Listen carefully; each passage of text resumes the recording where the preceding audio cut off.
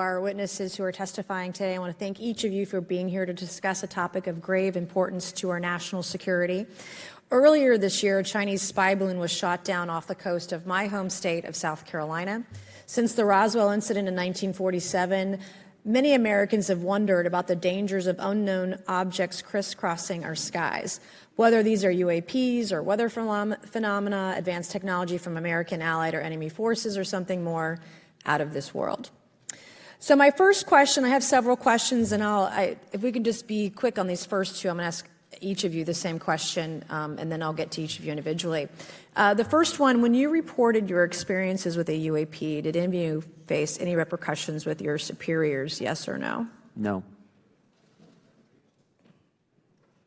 No. I've actually never seen anything personally, believe it or not. So. All right.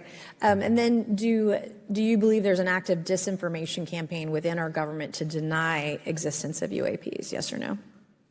I don't have an answer to that. As previously stated publicly, yes.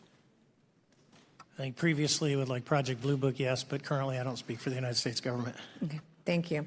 I have a few questions for Mr. Graves. What percentage of UAP sightings, in your belief, go unreported by our pilots? This is an approximation based off of my personal experience speaking with a number of pilots, but I would estimate we're somewhere near 5% reporting, perhaps. So like 95% basically don't report seeing UAPs. That's just my personal estimate. In the incident off Virginia Beach, do you believe the Navy took the danger to your aircraft seriously after it was reported? Absolutely. A few questions for Mr. Favor. As an expert naval aviator, have you ever seen an object that looked and moved like the Tic Tac UAP? No. Did the Tic Tac UAP move in such a way that defied the laws of physics? The way we understand them, yes.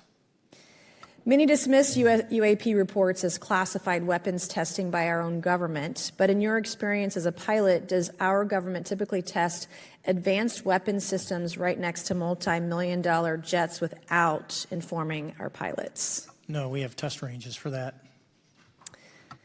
It took over 15 years for your encounter with the Tic Tac to be declassified. Do you feel there was a good reason to prevent lawmakers from having access to this footage?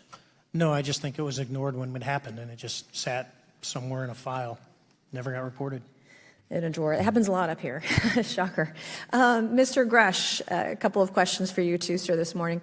What percentage of UAPs do you feel are adequately investigated by the U.S. government, of the 5% that are reported? I can only speak for my personal leadership over at NGA. I tried to look at every report that came through that I could triage. So. Do you believe that officials at the highest levels of our national security apparatus have unlawfully withheld information from Congress and subverted our oversight authority? There are certain elected leaders that had more information that I'm not sure what they've shared with certain Gang of Eight members or et cetera, but certainly I would not be surprised. Okay. You've stated that the government is in possession of potentially non-human spacecraft. Based on your experience and extensive conversations with experts, do you believe our government has made contact with intelligent extraterrestrials? Something I can't discuss in public setting. Okay, and I can't ask when you think this occurred. If you believe we have crashed craft, stated earlier, do we have the bodies of the pilots who piloted this craft? As I've stated publicly already in my News Nation interview, biologics came with some of these recoveries, yeah. Were they, I guess, human or non-human biologics? Non-human, and that was the assessment of people with direct knowledge on the program I talked to that are currently still on the program. And was this documentary evidence, this video, photos, eyewitness? Like, how would that be determined? The specific documentation I would have to talk to you in a skiff about. Gotcha. Yeah. Okay, so, and you may or may not be able to answer my last question, and maybe we get into a skiff at the next hearing that we have, but who in the government, either what agency, sub-agency, what contractors, who should be called into the next hearing about UAPs, either in a public setting or even in a private setting? And you probably can't name names, but what agencies or organizations, contractors, et cetera, do we need to call in to get these questions answered, whether it's about funding, what programs are happening, and what's out there? I can give you a specific cooperative and hostile witness list of specific individuals that were in those. And how soon can we get that list? I'm happy to provide that to you after the hearing. Super. Thank you. And I yield back.